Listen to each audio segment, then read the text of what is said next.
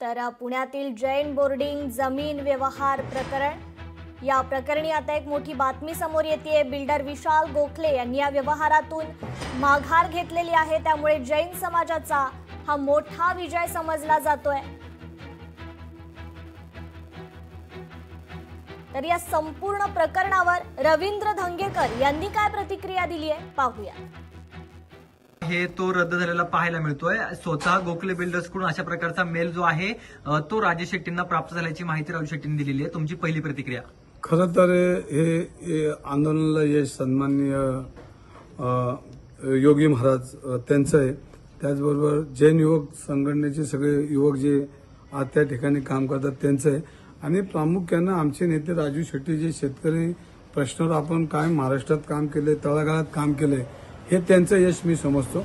आणि पुणेकरांनी ह्या सगळ्या विषयावर जो पाठिंबा दिलाय, ह्या सगळ्या पुणेकरांचा पाठिंबा, ह्याच्या दिवस ही सुरुवात ह्या व्यवहाराला आता सुरुवात झाली रद्द होण्याची, तर हे सगळं यश त्यांचं आहे। आज तुम्ही बघितलं असेल तर पुणे शहरामध्ये विद्येचं माहेरघर आहे। पुणे शहरामध्ये अनेक मान्यवरांनी रक्ताचं पाणी करून ह्या संस्था उभ्या केल्यात। एक दिशा देण्याचं काम ह्या पुणेनी अख्ख्या जगाला दिलंय।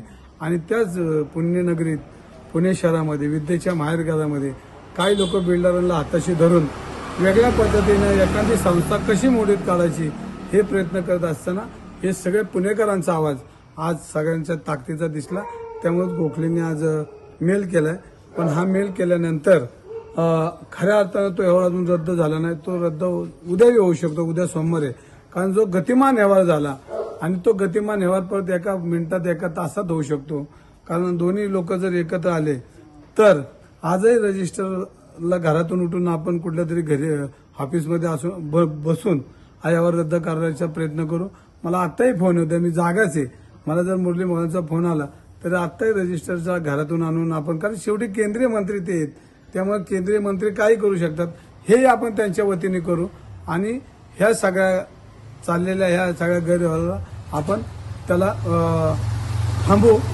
हे सगळं यश सन्माननीय आज दुपारीच मला एकनाथ शिंदे साहेबांनी सक्त ताकद दिली की 2 दिवस तुम्ही काय बोलू नका, 2 दिवसात ह्याच्यामध्ये तोडगा निघेल। मी तो प्रयत्न करतोय।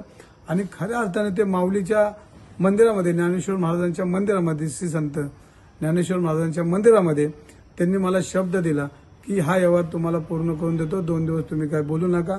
आणि म्हणून माझं ट्विटर युद्ध त्यांनी सांगितल्यापासून ट्विटर युद्ध बंद झालं। पण माझ्याकडे हातभर कागद आहेत अजून, जर त्यांची इच्छा असेल हे मिटवायचं नसेल तर हातभर कागद विशाल गोखले, बडेकर आणि मोहोळ यांना रोज मी पाठवत आहे। आणि त्यांनी रोज एक खुलासा करत, मी आरोप करणार आता खुलासा विचारणार आहे। आणि ह्याच्यामध्ये मग जनतेमध्ये जे सामाजिक कार्यकर्ते, सगळे माहितीचे अधिकारीचे कार्यकर्ते, त्यांनी हे सगळे तपासावेत।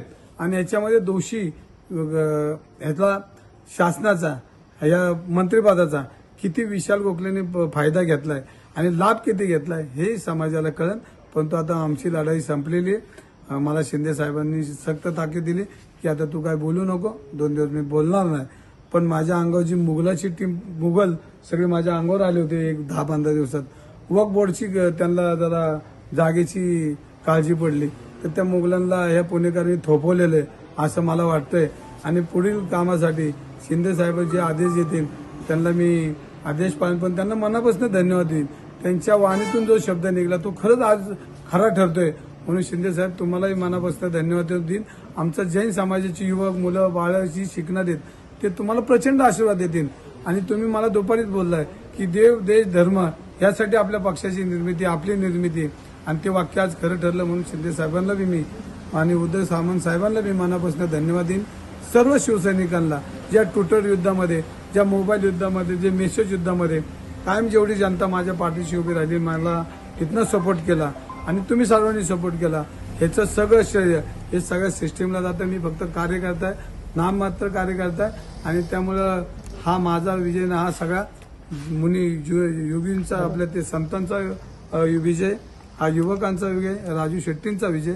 आणि ह्या सगळ्या चुकीच्या सिस्टीमने दिलेल्या त्रासाचा आम्ही लढलो, म्हणून हे सगळं यश हे सगळं त्यांचं आहे। तुम्ही उद्यापासून जे आंदोलन